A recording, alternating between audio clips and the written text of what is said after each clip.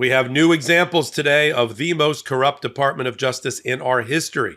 As Donald Trump goes after his arch nemesis, Letitia James, New York Attorney General, his other arch nemesis, Adam Schiff, now senator from California, claiming that there's mortgage fraud that they've committed. Well, it takes one to know one, since he was convicted of mortgage fraud, Donald Trump, by Letitia James.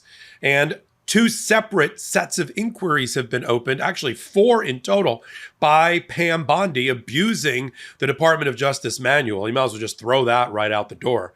There's no good faith basis to open any grand jury probes of any of these people. It's being done as retaliation and vindictiveness and payback by Donald Trump against his political enemies. That's obvious. And wait till you hear who's involved, who's running the show for Donald Trump. Ed Martin, so extreme that he couldn't get confirmed as a U.S. attorney in D.C. by the Republicans, but got appointed to be the head of the Weaponization Committee of the Department of Justice. I thought they were investigating weaponization. I didn't realize they were in charge of weaponization. So you got Ed Martin on one hand being appointed as some sort of special attorney, not even a special counsel under the independent counsel or special counsel role. A special attorney seems to have a complete free run, right? It's just a minister without portfolio. That's on one side. And John Sarcone on the other. Who's that? We've been talking about him left, right, and upside down. He's the Northern District of New York U.S. attorney, acting interim U.S. attorney. He couldn't get confirmed either. He was rejected by all the judges in the Northern District. He lied about being attacked by some minority group. I mean, in a violent attack, he lied about that. He's got a bar complaint against him, but he was appointed as a special attorney to serve as the U.S. attorney for the Northern District of New York.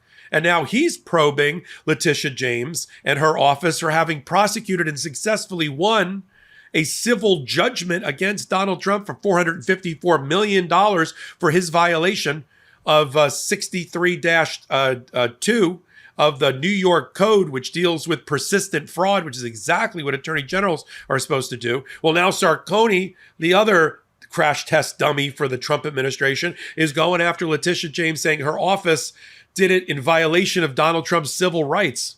I don't know. There was a 9-week trial, thousands and thousands of documents and mountains of evidence, dozens of witnesses who testified.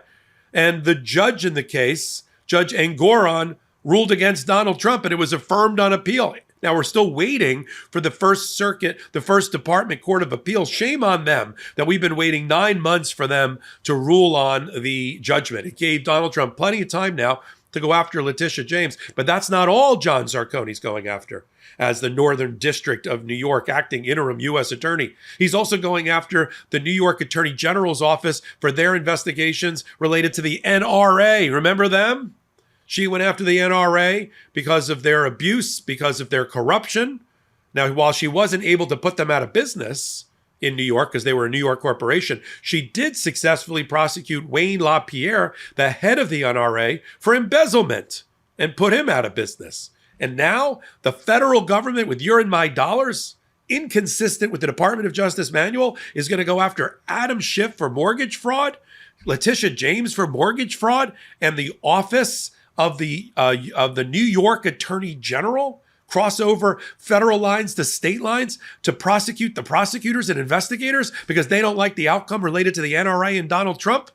Oh no, not on my watch, or yours. You're watching MeidasTouch and Legal AF. I'm Michael Popok. There's a lot here. I'm going to make it as simple and uncomplicated as possible. Let's start with Adam Schiff. He's the easier of the two. He owns a house in Maryland. He declared it as his primary residence and got primary residence mortgage rates on his loan. Okay. He represents the state of California. All true. And the Constitution says that at the time of the election, you need to be a resident of the state as a senator that you want to represent. Okay. At the time of the election, Adam Schiff was a resident of California. He then got elected, bought a house in Maryland, and he will have to, before running for election again in 5 years, he will have to reestablish residency in California and get reelected.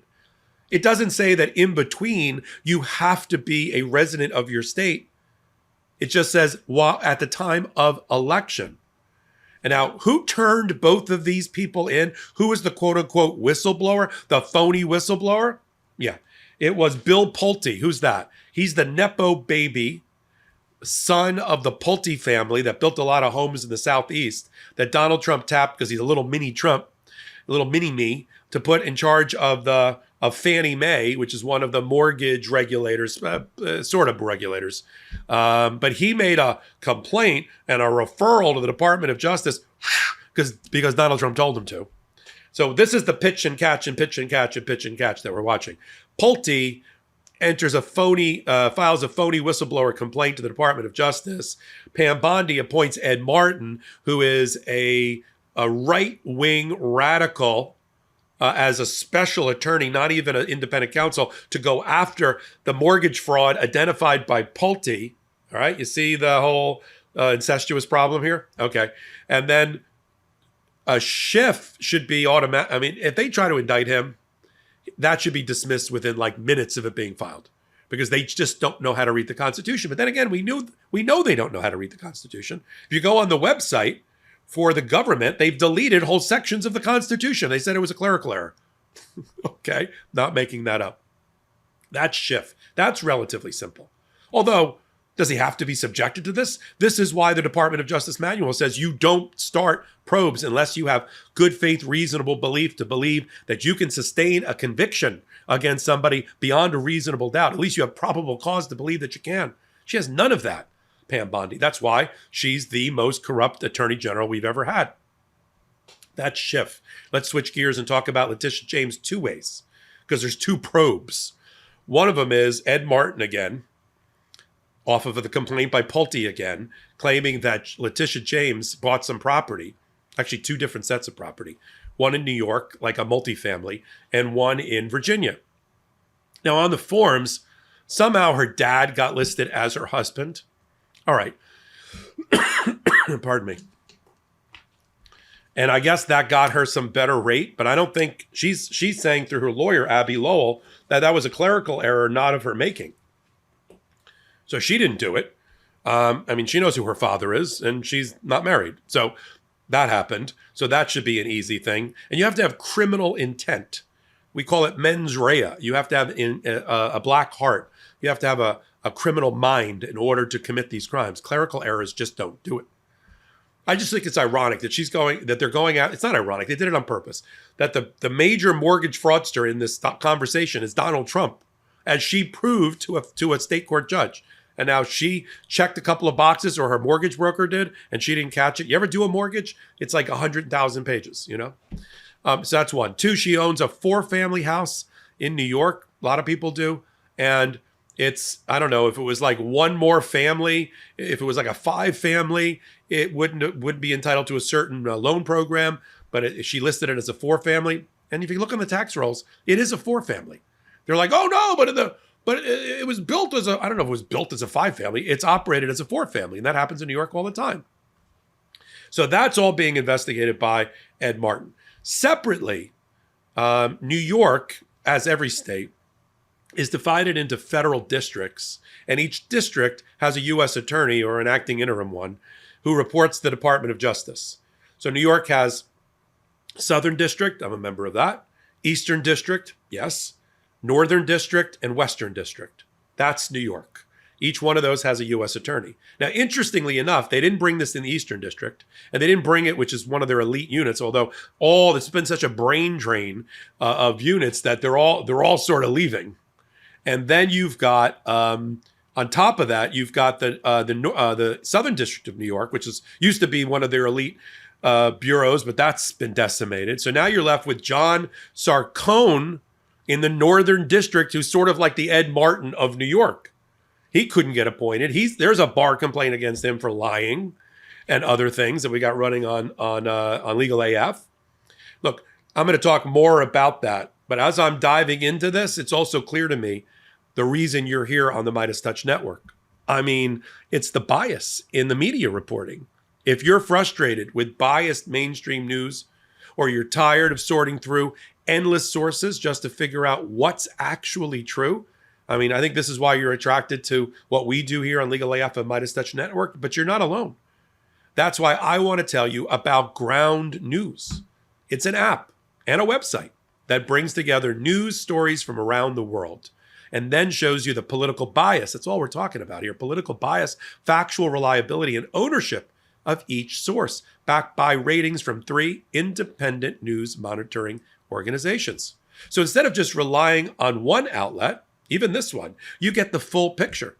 You can literally compare how the left, right, and center are covering the same story, or if they're covering the same story, all in one place. For example, Ground News tracked over 100 outlets covering how Trump made ICE the most heavily funded law enforcement agency in the U.S. in history.